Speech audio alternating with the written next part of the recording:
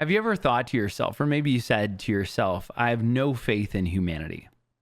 Or maybe I've no faith in this generation, right? I've definitely thought it, even if it was just for a split second. I've thought it. I've no faith in humanity. I have no faith in this generation, or I have no faith in the next generation. And usually it's just a split second. It's a moment, and it's oftentimes when I'm scrolling through social media and I come across one of those tons of pages that are dedicated to people doing dumb things or saying dumb things. And of course, my algorithm now thinks that this is what I love, because when it comes across my timeline, I see it and it's like a bad train wreck. I can't take my eyes off of it because you know what's about to happen. You know something stupid. You're like, I see this setup. This is dumb. Something terrible is going to happen. And now I have to know what's about to happen. I feel like we go through this quite a bit. And I've thought to myself for a split second, I have no faith in my generation, which I'm a millennial, or I have no faith in the generations next to me. But it's not true. It's just a split second thought. I have tons of faith in my generation. I have tons of faith in the generations to come. I have tons of faith in humanity. But for a moment, because of something, I lose that faith. I forget that faith, I should say. And for those of you who don't know, I am a man of faith. I believe in Jesus, and I try to live it out to the best of my abilities. It's something that is very serious to me because I've seen God do incredible miracles. Now, it's not my goal in life to get you to believe what I believe or try to get you to see what I've seen. It's my goal to live a life that is exciting enough for you to ask, what is going on in my life? I want to live a life that's worthy of stories being told, not because I think that I'm so awesome, but because there's so many things that I have seen that I can't explain. And the only way that I can explain them is by sharing scripture and my faith.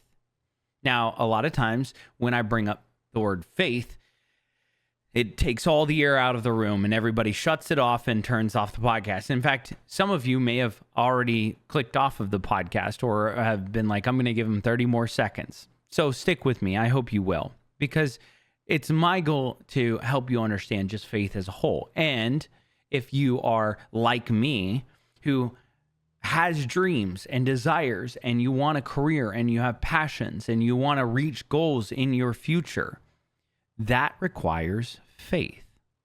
Even if you are somebody who just says, I don't believe in God, that's fine.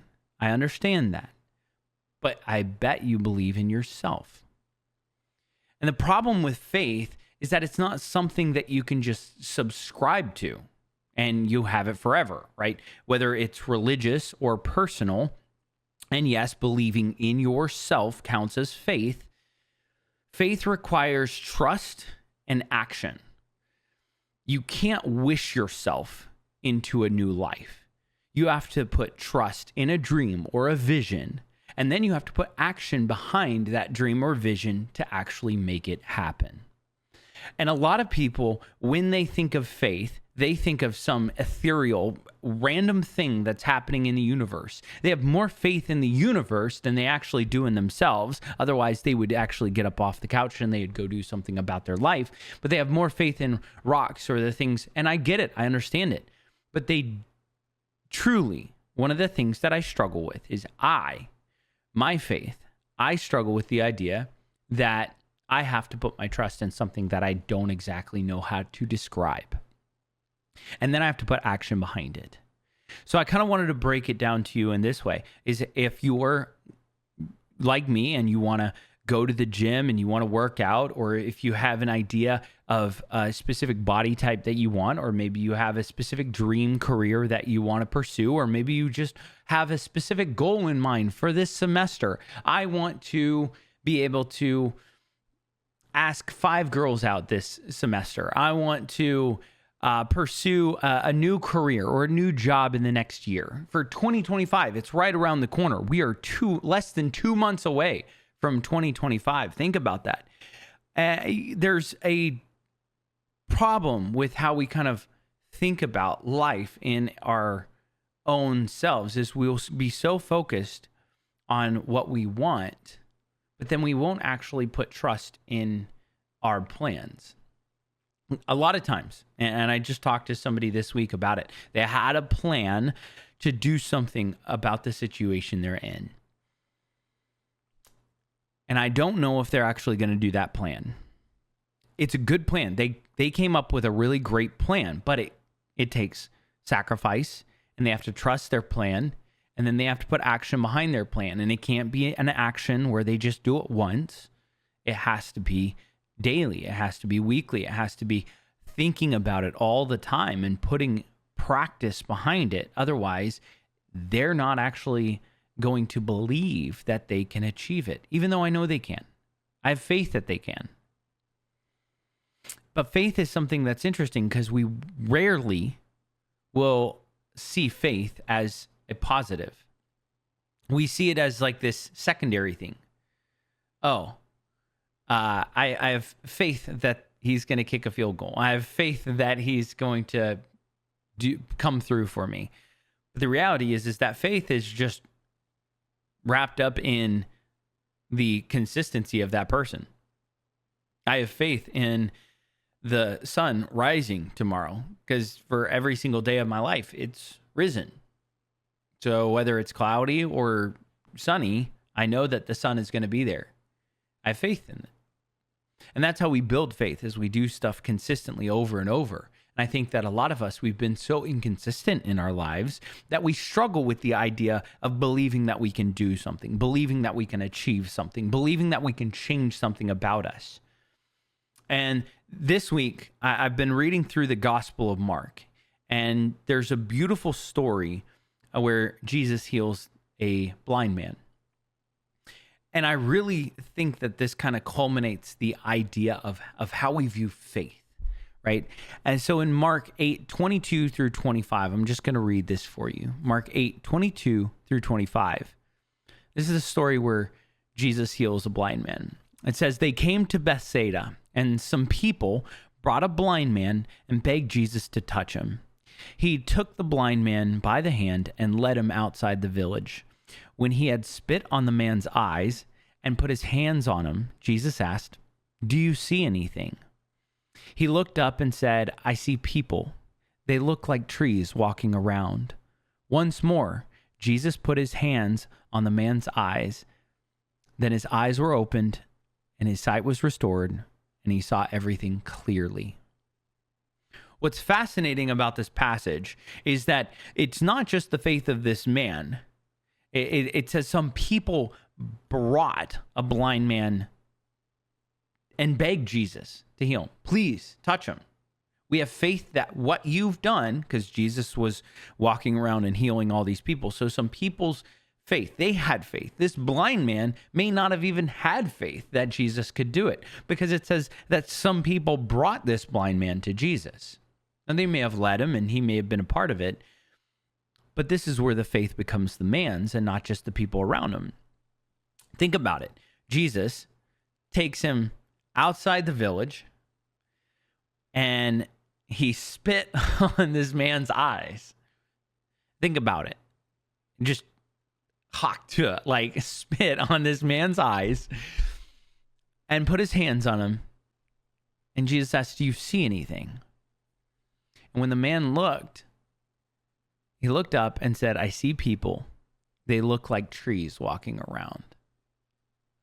And I just want to stop right there, because there's always a part of it that I think when we are pursuing something in life, when we are pursuing a passion, a dream, a goal, I've done this so many times where you get a little bit of traction.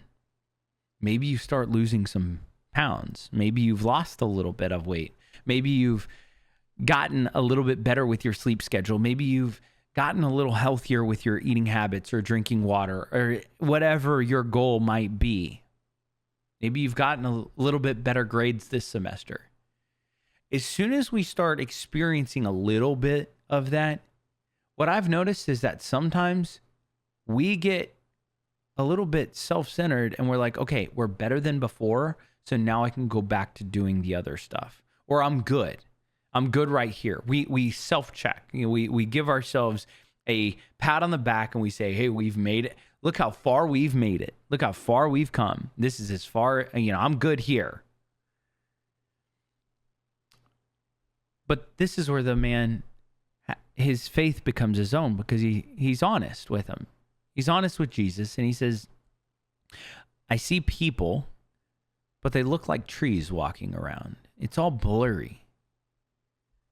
Once more, Jesus put his hands on the man's eyes. Then his eyes were opened, his sight was restored, and he saw everything clearly. I think sometimes we have dreams, we have passions, we have goals, and we get to the point where we can see things a little bit better, and it's blurry, but we can't see things clearly. And I know I've experienced this in my life where I've had dreams and passions, and I pursued them, and I saw success for a little bit, or maybe I saw a inkling of hope that this was going to be the future that I wanted. And I could see things, but it was still blurry. And instead of being honest with myself and pursuing it even more and going the extra mile and going again and again and again and pursuing it over and over and over and not giving up, I lacked trust that I would actually reach that goal. I lacked the belief and the faith that I would actually get there. And what ended up happening is I said, I'm good. I'm okay. I'm all right. I'm good seeing things blurry because it was better than being blind. But I'm good here.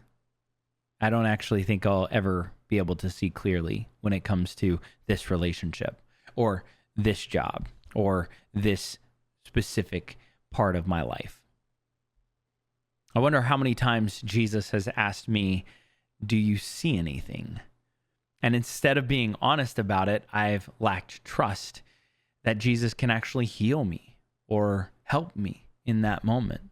I wonder how many times I've told God, I'm good. I'm good. Even though I fully know that I've still got a limp and I'm still broken in areas and things are still blurry. It's tough to talk about faith, and we're in a specific time in history where just tomorrow is going to be a wild day for all Americans, but also all the way across the world. There's going to be a reverberation that's just going to happen, and you're going to feel that reverb whether you are in other countries or not. And you're going to experience it a little bit different because American politics polarize everybody.